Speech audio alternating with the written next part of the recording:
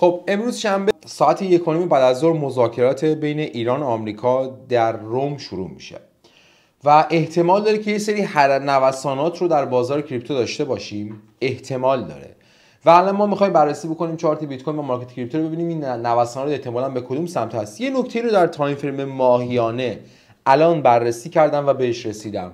این نکته خیلی مهمه، میخوام به تحلیل هایی که از قبل داشتم تا به امروز اضافه بکنم، پس حتما این تحلیل رو با دقت نگاه کن. سلام دوستان، سعیدم، خیلی خوشحالم با یک ویدیو دیگه در خدمتتون هستم. خب همونجوری که متوجه شدید ما میخوایم طبق رسم همیشگی در واقع تحلیل روزانه بیت کوین رو داشته باشیم. امروز همین چیزی که گفتم، یک کوچولو شاید نوسان داشته باشیم، بهتون میگم احتمالا نوسان به کدوم سمته، ولی خب به نظرم حرکت اصلی اتفاق نمیفته. اینا خیلی مهمه که چرا این دیدگاه رو دارم، ولی خب امروز بهتون توضیح میدم کامل. یه خوش آمد گرم به شما عزیزان بگم، عزیزانی که از قبل ویدیوهای من دنبال میکنید، خیلی خوش برگشتیم به این ویدیو جدید و عزیزانم که جدید دارین این ویدیو رو میبینید، اگر دوست داری هر روز تحلیل بیت کوین و مارکت کریپتو داشته باشی و همچنین آموزش‌های خفنی برای ترید داشته باشی، چنل سابسکرایب کن، لایک کامنت فراموش نشه. بریم سراغ تحلیل بیت کوین و مارکت کریپتو ببینیم وضعیتش به چه صورت هست. بذارید من اول از تایم فریم ماهیانه شروع میکنم. ببینید کندل ماهیانه 11 ساعت و 11 روز و 18 ساعت دیگه بسته میشه. این کندل ماهیانه جدید. اوکی؟ دیدگاهی که من زمانی که قیمت بالای 92-3 هزار تا بود اینجا بود، حتی 95-6 هزار تا بود، دیدگاه من این بود که روند نزولی بشه، به تارگت اولش 80 هزار دلار برسه. زمانی که در کندل ماهیانه فوریه این کندل انقدر قوی بسته شد، گفتم بچه ما 80 هزار رو رد میکنیم و به سطوح پایین تر میرسیم، که در کندل مارچ یه همچین اتفاقی افتاد، یه شادو تا پایین کشیدیم تا ناحیه 76700 تا این لو کشیدیم. اوکی؟ و زمانی که کندل ماهیانه جدید باز شد در ماه اپریل، من گفتم بچه باز مجدد یک روند نزولی خواهیم داشت تا کف 76700 رو بزنیم، احتمالاً نفوذ میکنیم به 73800. یه نکته ای داره بچه ها، ببینید من انتظار داشتم برای شرایط ایدئال تره صعود قیمت وارد 73800 به سمت تا 67000 تا بشه. اوکی؟ یعنی انتظار من این بوده، چون این منطقه قبلا راجبش زیاد صحبت کردم، این منطقه بیت کوین منطقه مابین قیمت‌های 73000 و تقریبا 800 تا هولوش، اگر بخوام بهتر بگم 58644، یک منطقه اوردر کمیولیشن و منطقه گره معاملاتی و منطقه‌ای بوده که اوردرهای بسیار زیادی جمع شده که تونستی یک روند صعودی بزرگ رو برای بیت کوین از ناحیه 49000 تا ناحیه 110000 تا ایجاد بکنه. پس به همین دلیل بارها در تحلیل عرض می‌کردم که این منطقه بسیار مهمی هست. قیمت با اختلاف جزئی در آخرین حرکت خودش به این منطقه وارد نشد، دقیقاً به رأس این منطقه برخورد کرد، یعنی ناحیه 74554. بچه نکته اینجاست، ببین اگر من بخوام بذارید من این تایم چارت رو تهران کنم. من تایم چارتم بچه ها امریکاست، به خاطر اینکه من تو بازار فارکس که ترید میکنم بر اساس چارت تایم نیویورک یا همون آمریکا ترید میکنم. خیلی خب، این از این.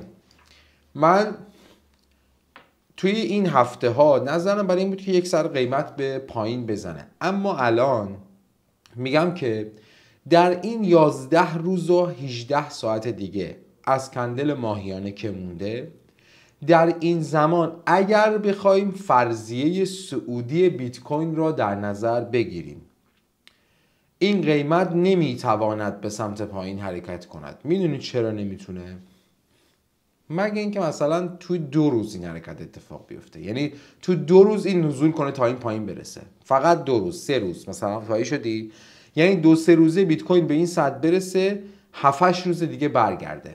به خاطر چی میگم نمیتونه نزول کنه؟ به خاطر اینکه اگر تو این 11 روز و 18 ساعت دیگه مثلا 5-6 روز دیگه نزول خودش رو شروع بکنه، برسه به این پایین تو ناحیه 70000 تا و اونجا بخواد یک کوچولو رنج بزنه، حتی آروم حرکت کنه به سمت بالا، و این کندل ماهیانه ماه اپریل بسته بشه و اگر کندل منفی بسته بشه، دیگه اصلا ما اون ذهنیت صعودی مارکت ما کلا از بین میره.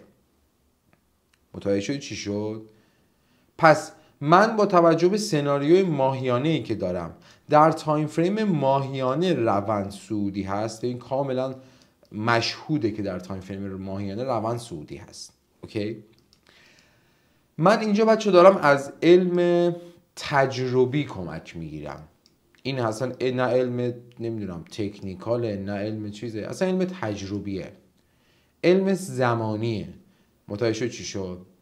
یعنی من تو ذهن خودم میگم فقط در یک صورت، بچه ها اینو میخوام بهتون بگم، فقط در یک صورت حرکت رو به پایین میتونه انجام بشه در این ماه ها. الان بهتون میگم در ماه بعدی امکان داره این حرکت رو به پایین انجام بشه، ولی در این ماه، در ماه الان اپریل که 11 روز و 18 ساعت دیگه مونده، فقط در یک صورت میتونه حرکت نزولی انجام بشه که در کمتر از 2 الی 3 روز، اینجوری بگم بهتره، در کمتر از 2 الی 3 روز، مثلا از فردا، از امروز، یک حرکت نوسانی بسیار شدید به سمت سطح 73800 داشته باشیم و در اون 8 روز انتهایی ما، یعنی الان مثلا از الان 3 روز نزولی باشه، 7-8 روز باز به این کندل ماهیانه فرصت داره که به سمت بالا ببنده. اوکی؟ یعنی بره بالا. در هر صورت بچه ها این کندل ماهی اپریل اگر تو 2-3 روز ریزش سنگین بکنه و در این 7-8 روز آیندهش دوباره خودش رو جمع کنه، مثلا به 83-4000 تا برسونه، یعنی همچین حرکتی رو ما در ادامه این ماه داشته باشیم، بله قابل قبوله. به همین دلیله که من بارها میگم آقا حواستون باشه، اگر با فرض اینکه بیت کوین در یک شب، نمیدونم در یک روز رسید به منطقه 73000 خورده‌ای، 72000 خورده‌ای، 73000 خورده‌ای، اونجا اوردرهای خریدتون رو برای هم آلت کوین ها هم بیت کوین حداقل یک پله ست کنید، یعنی ورودتون رو بزنید، چون امکان داره زمانی که قیمت به این محدوده برخورد کنه واکنش خیلی سریع بده، خیلی سریع. پس در این حالت ما میتونیم در ماه اپریل، یعنی این ماه رو که 11 روز و 18 ساعت مونده، یه روندی رو تشکیل بدیم. در غیر این صورت به نفع همه مارکت هست که اصلا روند رو به پایین رو شروع نکنه این ماه، بلکه همین روند رو در ماه آینده شروع کنه. یعنی در ماه آینده بیت کوین مثلا همین ماهی که الان هستیم یک کوچولو پایین بزنه تا 82000 تا 82000 خورده‌ای ببنده، 82000 تا 82100 تا اونجاها ببنده و از اونجاها یک حرکت پایین رو در ماه جدید، در ماه می شروع بکنه و به صورت خیلی سریع اول ماه، تو 2-3 روز اول ماه، یک هفته اول ماه، یعنی تو 1/3 اول ماه یه حرکت سریع رو به پایین بزنه و توی در واقع اون 2/3 بعدی ماه حرکت رو به بالاشو شروع بکنه، یعنی مارکت شروع به صعود خفن از در بازار، یعنی در کل مارکت انجام بشه. اوکی؟ اصلا نفهم چی گفتم، مارکت در صعود خفن شروع بشه، ولش کن. حالا همون، یعنی منظورم اینه که 2/3 انتهای ماه مارکت شروع کنه به یک صعود خیلی خفن. این بچه‌ها سناریوی ذهنی تجربی ماهیانه بود. حالا یه نکته، من گفتم اگر قرار این روند رو به پایین در کندل ماهیانه صورت بگیره، تو همین 2-3 روز باید اتفاق بیفته، خیلی سریع به اون سطح پایین برسه و تو 8 روز آخر بره بالا دیگه. درسته؟ اینجا رو گوش کن. در تایم فریم هفتگی هم از این ناحیه نمیتونه تا اینجا بیاد. توی این کندل هفتگی چقدر دیگه مونده بسته بشه؟ 1 روز و 18 ساعت دیگه. به نظر من توی این 1 روز و 18 ساعت این کندل عمرم بتونه این کار انجام بده، مگر در موارد بسیار نادر در 1%. چرا؟ چون این کندل دیگه زمانی نداره که 1 روز مونده که این کندل بسته بشه. 1 روز با این امتداد امروز کلا 1 روز و نیم مونده که بسته بشه. پس الان 2 روز باید بذاریم کنار، امروز و فردا برای اون روند سریع ماهیانه باید بره کنار. چی؟ چون این هفتگیه نمیتونه خراب شه. اوکی؟ پس میمونه اگر 2 روزه بذاریم کنار، از اون کندل روزانه میمونه، از اون کندل ماهیانه میمونه، اینجا نگاه کن، از این کندل ماهیانه میمونه 9 روزه و 18 ساعت دیگه. اوکی؟ 2 روز شاید بذاریم کنار. اصلا تو بگو این 18 ساعت اون 1 روزو بذاریم کنار، میشه در واقع 9 روز، 10 روز دیگه میمونه. 9 روز. 9 روز پر میمونه. آیا میتواند کندل ماهیانه در 9 روز هم پایین بزند هم بالا؟ بچه ها چرا میگم این اتفاق این مدلی نمیافته؟ چون اگر پایین بزنه 1% اینجاها ببنده، کار خیلی خطرناکه بچه ها. اصلا روند احتمال داره تغییر کنه. باید این نکته هم حتما حواستون باشه. اوکی؟ این از سناریوی تجربی من برای بیت کوین. پس ما احتمالاً در این 1 روز و 18 ساعت دیگه در این کندل هفتگی یا کاری انجام نمیدیم، به نظرم کاری انجام نمیدیم، چون اگر این بخواد بره بالا در این 1-2 روز، یعنی در 1 روز و 18 ساعت دیگه بره بالای 88745 ببنده، کلا از همین جا روند صعودی میکنه، از بالای 88740 750 بهتر بگیم، اون بالا ببنده هم صعودیش میکنه، اگر هم پایین بیاد خیلی نزولیش میکنه. مثلا امروز بنا به مذاکرات ایران آمریکا یک روند سریعی شکل بگیره، مثلا کندل خودشو تا 79000 تا برسونه، خب این اصلا روند نزولی بعدی رو کامل شروع میکنه، که اینم مثلا برای خرید در کف بد نیست بچه. حالا و اما چه اتفاقی میفته؟ خوب گوش کنید. سناریوی هفتگی یک کندل هفتگی بالای 88750 ببنده، یک کندل هفتگی. اگر غیر از کندل هفتگی ببنده برای من قابل قبول نیست. چرا؟ چون ترند هفتگی رو دارم بررسی میکنم. این سوینگی که اینجا سوینگ هفتگیه.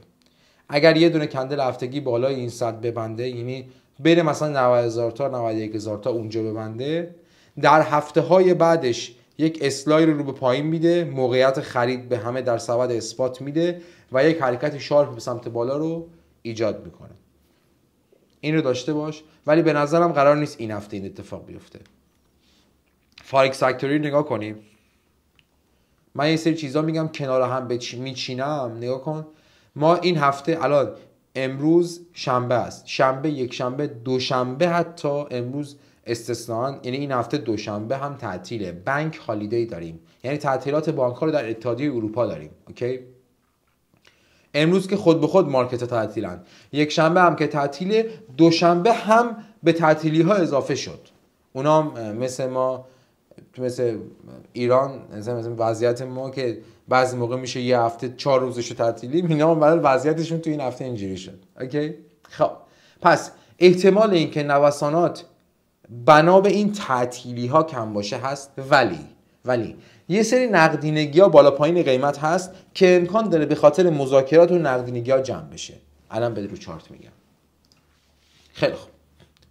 پس احتمال داره که ما حرکت خیلی بزرگ و جدی در این 1 روز و 18 ساعت در این کندل هفتگی نداشته باشیم. اگر کندل هفتگی همین مدلی در هفته بعد ببنده، یعنی این هفته ببنده، در هفته بعد ما یه بالا رو شروع میکنیم. خوب گوش کن، یه بالا رو شروع میکنیم به بالای منطقه 86500 نفوذ میکنیم، احتمالاً به 87000 تا 87200 تا. از اونجاها باید ببینیم آیا ریاکشن منفی در کندل هفتگی میبینیم یا خیر.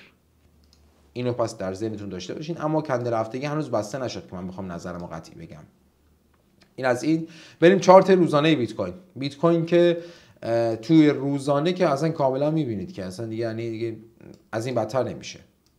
تقریبا الان شد 7 روزه که توی این، اگر این کندل رو در نظر نگیریم، 6 روز 7 روز داره خیلی نوسان ریز میکنه. یعنی این کندل روزانه که دیروز در بیت کوین زده شد، ببینید تو رو قرآن نگاه کنید، کل کندل از بالا تا پایینش 1% نبود. یعنی 1% نوسان قیمت از سایه بالا تا سایه پایین هم نبود.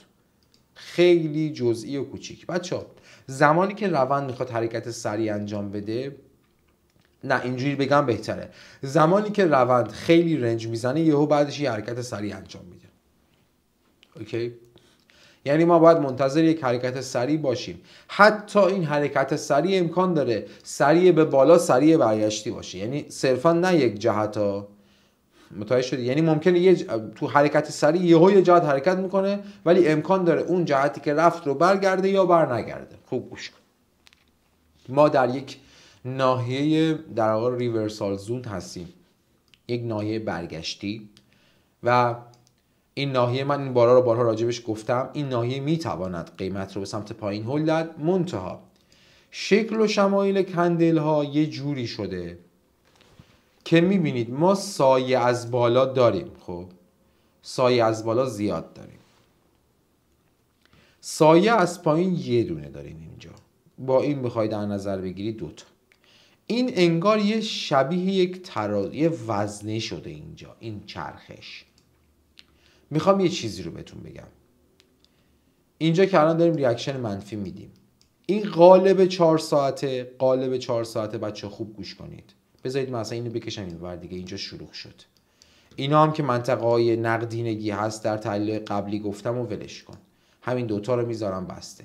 یه پی دی ال میندازم، پی دی اچ و پی دی ال، یعنی های روز و لو روز قبل رو میندازم، پریویس دیلی های، پریویس دیلی لو، تا ببینیم کندلا به ما چی میگن. خب بچه نگاه کنید، این کندل امروز رفته های کندل روز قبل خودش رو زده و الان داره انتظار میکشه کدوم سمتی بره.